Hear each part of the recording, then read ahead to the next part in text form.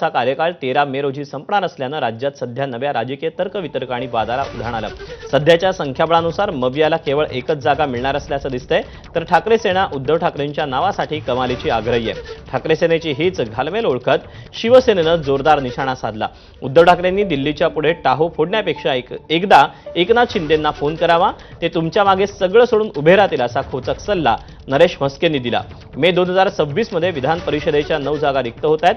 दरम्यान राष्ट्रवादी आणि काँग्रेस या जागेसाठी काय भूमिका घेतात आणि मतविभाजन टाळण्यासाठी कोणती तडजोड केली जाते यावरच उद्धव ठाकरेंचं भवितव्य अवलंबून असेल।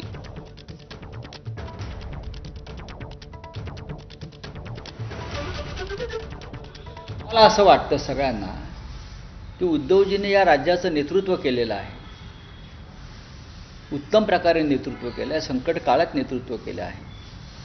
त्यांच्यासारख्या नेत्यानं विधान परिषदेमध्ये असणं हे महाविकास आघाडीसाठी एक चांगले संकेत असतील आणि एक आमच्या आमदारांना एक बळ मिळेल।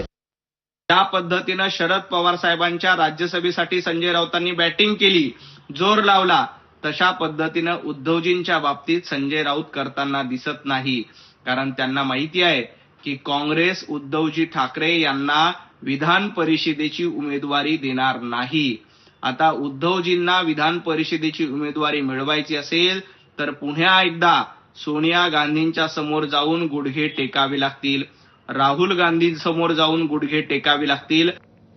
विधान परिषदेसाठी पाठिंबा हवा असल्यास त्यांनी शिंदेंना फोन करावा अशी मागणी करत नरेश म्हस्केंनी ठाकरेंच्या शिवसेनेला डिवचलं। म्हस्केंच्या टोलेबाजीला ठाकरेंचे नेते वैभव नाईकांनी प्रत्युत्तर दिलं, पाहूया।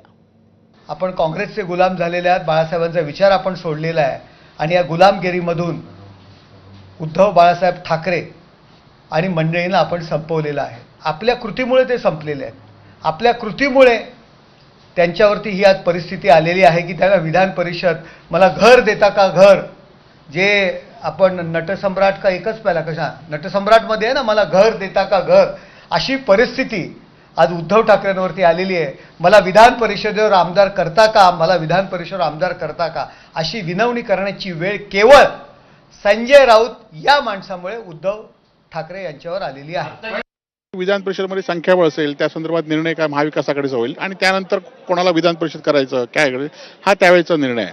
आणि त्यामुळे उद्धवजी आणि जे नेते आमचे आहेत उद्धवजी, ते एका फटक्यात मुख्यमंत्र्याचा राजीनामा देऊ शकतात। ते कोणाला फोन का करतील हा खरं तर त्यांनी प्रश्न आपल्याला स्वतःला विचारला पाहिजे। आणि आपण उद्धवजींकडे किती वेळा तिकिटासाठी गेला होता हे उद्धवजींनी हे आपण म्हस्के साहेबांनी स्वतः लक्षात घेतलं पाहिजे। आणि त्यामुळे हा प्रश्न कोणाला फोन करण्याचा हा प्रश्न येतच नाही। खासदार संजय राऊतांनी केलेल्या मागणीनंतर महाविकास आघाडीच्या इतर नेत्यांनी